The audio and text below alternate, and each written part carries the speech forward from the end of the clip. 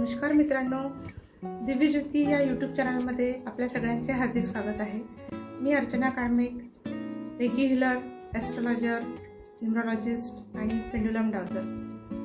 आपण आज जी पौर्णिमा येणार आहे, आज जी पौर्णिमा आहे, अधिक मासाची पौर्णिमा, त्या पौर्णिमेबद्दल आपण आज बोलणार आहोत। बघा मित्रांनो, पौर्णिमा ही अधिक मासाची जी ही पौर्णिमा आहे ती अतिशय महत्त्वाची पौर्णिमा आहे।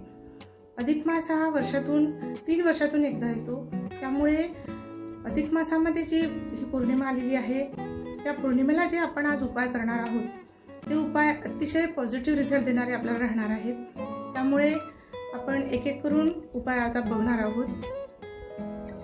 हे बघा मित्रांनो, पौर्णिमा व अमावास्येला बऱ्याच जणांच्या मनामध्ये खूप उलथापालथ चाललेली असते, घबराहट झालेली असते। काही लोकांचा बीपी लो होतो, हाय होतो, काही लोक खूप चिडचिडे होतात, त्यांना अतिशय राग येतो त्या दिवसात। अमावस्या पौर्णिमेला त्यांना कोणाशी बोलावंसं वाटत नाही।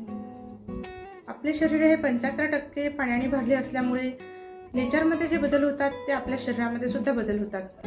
कारण अमावस्या पौर्णिमेला चंद्र अगदी पृथ्वीच्या जवळ आलेला असतो आणि त्यामुळं नेचर सगळं वातावरणामध्ये खूप निगेटिव्हिटी आलेली असते, खूप वातावरण चेंज झालेलं असतं।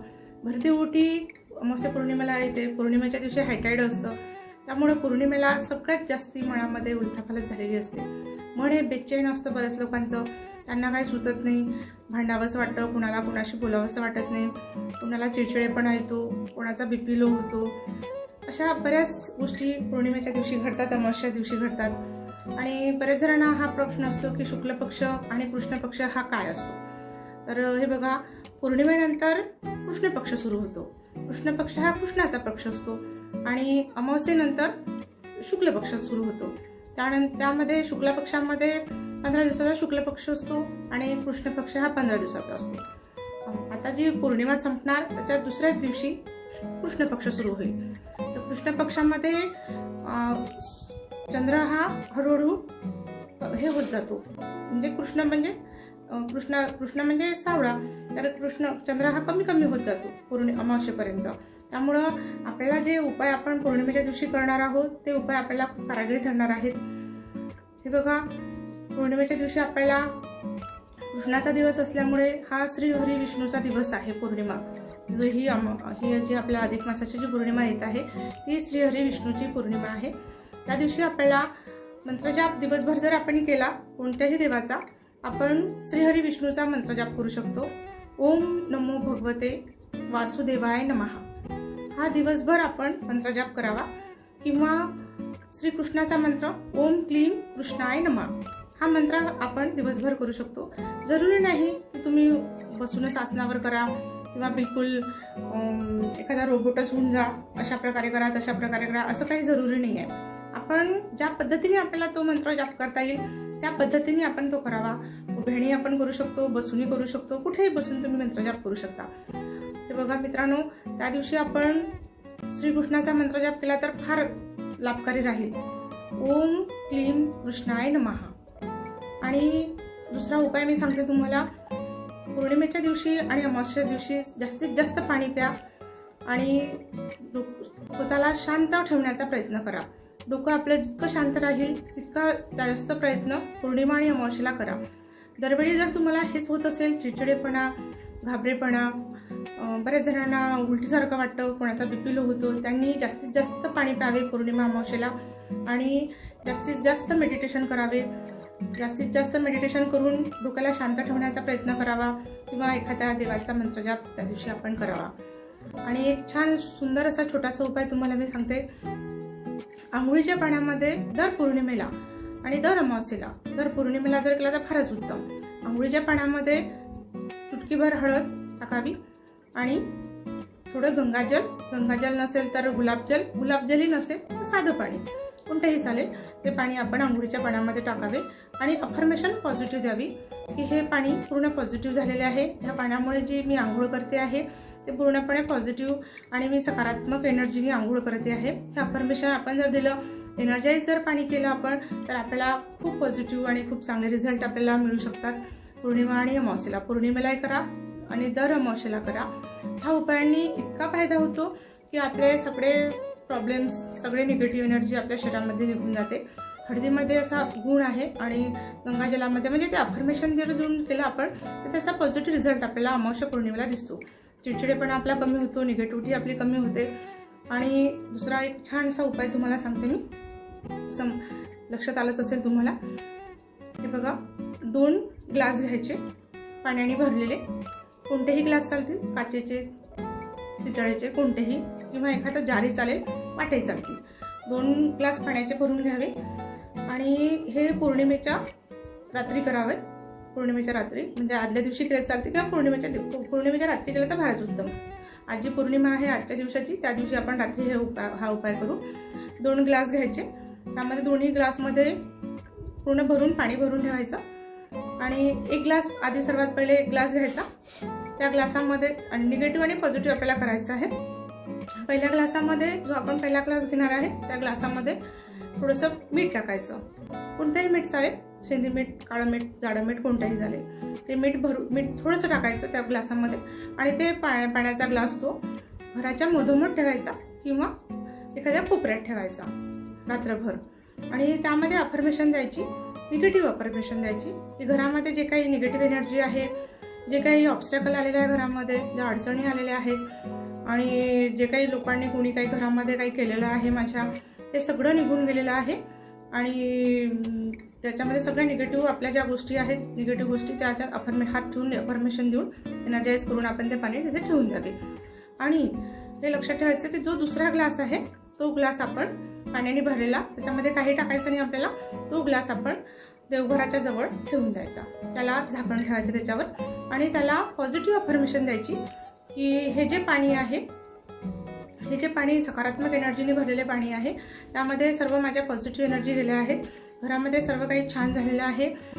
घरामधल्या घरामध्ये सगळं पॉझिटिव्ह गोष्टी घडत आहे. सगळ्यांचे आरोग्य खूप चांगले आहे. घरात पैसा येत आहे. घरामध्ये सगळ्यांच्या कलह थांबलेला आहे. सगळ्यांशी खूप पटत आहे. खूप घरामध्ये आनंदी वातावरण आहे. घर खूप छान आहे माझं. घरामध्ये पॉझिटिव्ह एनर्जी आली आहे. हे सगळं पॉझिटिव्ह अफर्मेशन आपण त्या दुसऱ्या ग्लासमध्ये ठेवू आणि त्या ग्लासला आपण आपल्या देवाच्या घरात तिथे ठेवून देऊ, देवाच्या समोर किंवा देवघरामध्ये असं आपण त्याला ठेवून देऊ तिथे. आणि सकाळी उठल्यानंतर उठायचं. सकाळी उठल्यानंतर जो हॉलमध्ये जो ग्लास ठेवला आपण मीठ टाकून ठेवलेला निगेटिव्ह एनर्जीचा, तो ग्लास घ्यायचा आणि फ्लश आउट करायचा त्या ड्रेनमध्ये जाऊन. आणि जो पॉझिटिव्ह एनर्जीने भरलेला ग्लास आहे देवाजवळचा, त्या ग्लासमधलं पाणी थोडं उंबरठ्यावर टाकायचं. सकारात्मक एनर्जीने भरलेलं घरामध्ये शिंपडायचं. आपण स्वतःही प्यायचं, आपल्या जेवणामध्ये घ्यायचं, आपल्या सगळ्या गोष्टीमध्ये त्या पाण्याला वापरायचं. हा झाला पहिला उपाय. आणि आपण आता दुसरा उपाय बघू.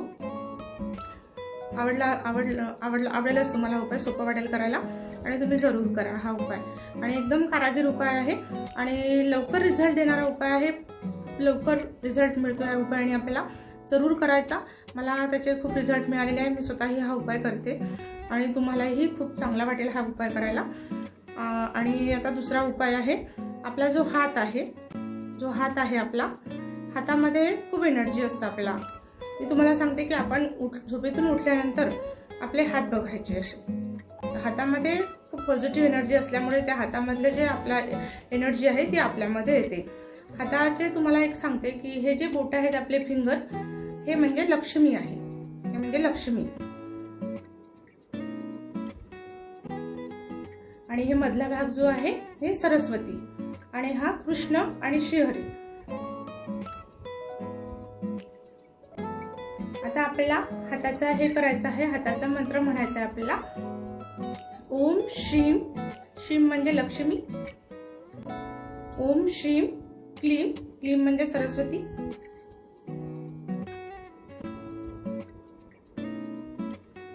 सॉरी,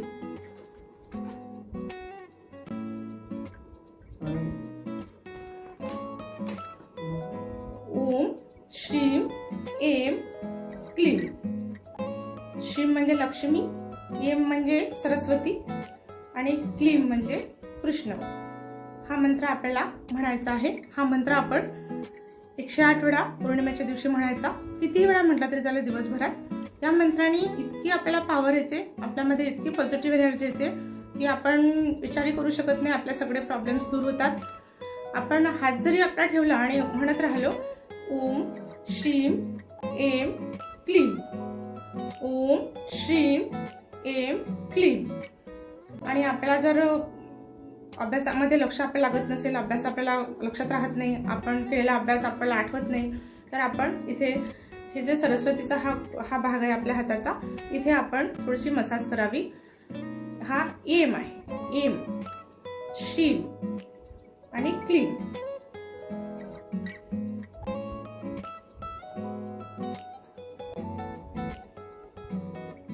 असा हा मंत्र आहे. सॉरी तुम्हाला डिस्टर्ब झालं असेल.